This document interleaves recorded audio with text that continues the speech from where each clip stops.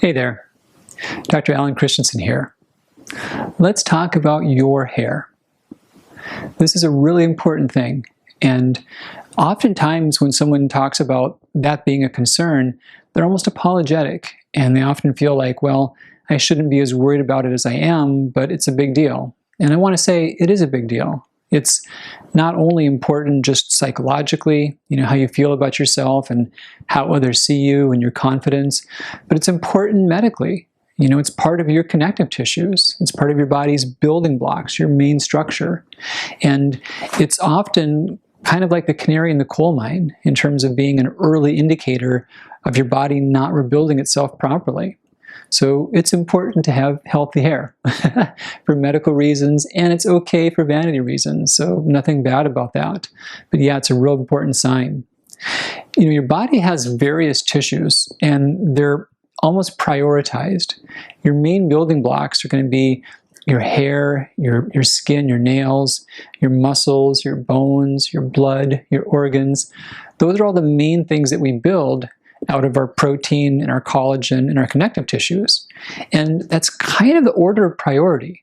So whenever we're not rebuilding our body as well as we could, the first thing we skimp on is the hair, skin, and nails, and the hair comes first. So our bodies almost have a sense of knowing that, I've got to preserve the heart and the liver, but if I'm short on pieces, I'm going to let the hair go by the wayside. That's kind of how it works out. And every part of us is always building and wearing out. So the wearing out thing doesn't stop, but if the building slows, the wearing down gets a leg up, and there's more loss than there is growth. So I want to talk about the big things that affect your hair and what you can do about them. A top one would be thyroid disease. And this is true for those who know they have thyroid disease, as well as for those who are not aware of it. If your hair is not at its best and you don't feel you have good clarity on your thyroid health, now is a great time to get good clarity. Find someone who does really focus on this and who understands about detecting it at early stages and treating it very thoroughly. Here's something that's counterintuitive. We often think about things like thyroid function as, okay, if the thyroid helps the hair, any hair problem means too little thyroid. Well, too much can do the same thing. So this is true for those who are on thyroid treatment. If they're getting more than they need, that can be just as bad as less than they need as far as the health of their hair. Thyroid disease comes about from the immune system attacking the thyroid. And the immune attack all by itself can also affect the health of your hair. So even if you've got the best amounts or you're making the best amounts, but your immunity is in overdrive, that can make your hair not at its best. So it's important to really know where that is, to know your thyroid antibodies and keep them under good control because they can affect the health of your hair.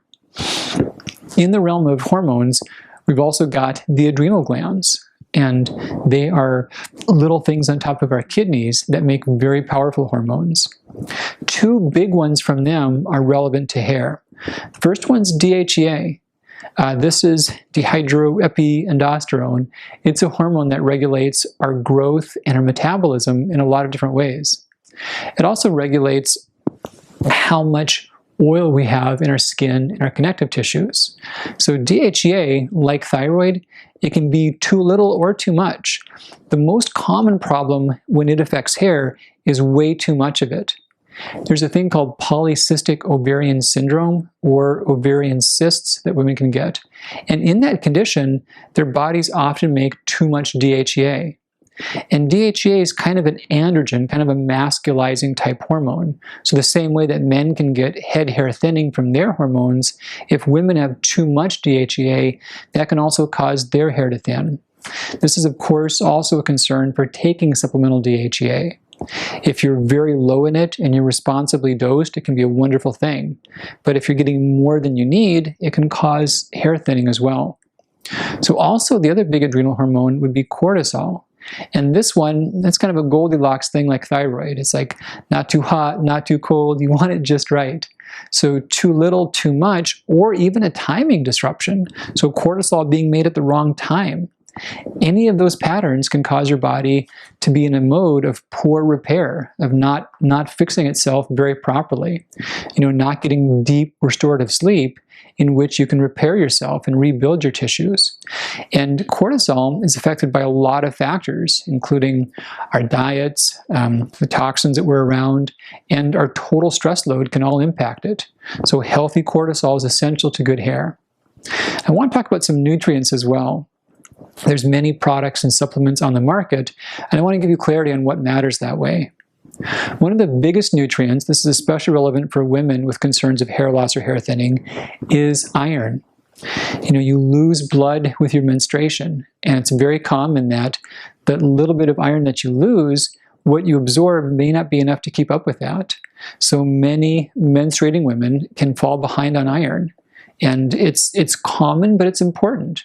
So even though many do suffer from it, it can be a simple cause of hair loss. It also tends to cause fatigue symptoms, easier headaches, and tendencies towards more muscle fatigue or muscle pain, as well as short-term memory changes. So it's a big deal. We want to know about your ferritin levels. They should be not too high, not too low. Probably between about 60 and 100 is best for that. There's other iron markers that are all important, but that's kind of an easy one to watch. Iron in the diet, green foods are great foods, but they don't give you much iron, unfortunately. So it's pretty much red meat or iron supplements, which there are better ones nowadays. The next big part of the diet is protein. So protein is what hair is made from. It's also what skin and nails, muscles and bones and organs, all that stuff is made from ultimately. And protein, we use it to rebuild, but we also use it to fuel. So we burn some and we store other proteins. That's how we make our bodies, our physical mass is made up of that. So for our dietary protein, it may be enough for us to burn, but it may not be enough for us to rebuild. And some foods that have protein, they may give you so many other calories that you've got to use all the protein just to burn. And if your only source of protein would be nuts or seeds or cheeses or beans or legumes, those foods all give you so many more calories that are not protein, you may only get enough protein to burn, and you might not get enough protein to rebuild. So it does take quality protein in the diet, and that's a big thing to think about too if your hair is not healthy. Now, no hair discussion will be complete without talking about biotin, right? If anything's wrong with your hair, take mega doses of biotin and you'll turn into a chia pet. It'll just sprout from everywhere. Sorry to say it's not true. Biotin was the last B vitamin that we ever discovered. A lot of people were consuming high amounts of raw eggs in the 50s and 60s, and they created a deficiency disease. So raw egg whites leach biotin from our bodies, and that creates a biotin deficiency, which can cause hair loss. But nutrients don't fix problems that are caused by something else. So if your hair loss is not from biotin deficiency, all the biotin in the world won't make a difference. Biotin is a good nutrient to get in your supplementation. It's in a lot of foods very abundantly, and deficiencies of it are so rare, we barely learned about it a few decades ago. So don't put a lot of weight or stock on biotin, and don't think that mega doses of it will change things. They tend not to. The last big concept about hair and hair health is that your hair is kind of like a time capsule. So whatever was going on with your health, maybe 3, 6, or even like 12 months ago, if you got longer hair especially, that's what affects the health of your hair today. So what you're doing right now doesn't affect your hair right now. Our follicles go through cycles of being active, being dormant, and then the hair grows so slowly that there's a big lag time between having something affect your health and having it affect your hair. Now I say that because it's important to realize that's also relevant moving forward. So if you identify some things that are working against your hair growth and you correct them, you fix your thyroid, you get your adrenals healthy, you get enough protein back in your body, that's cool. You will not see your hair better tomorrow, unfortunately. It does take that 3, 6, 12 months to see a big positive shift in the new hair coming out. So, as always, your health can change. This one just takes a little patience, unfortunately, but it can turn around for the vast majority of people. Thanks for tuning in, and take great care. We'll talk real soon.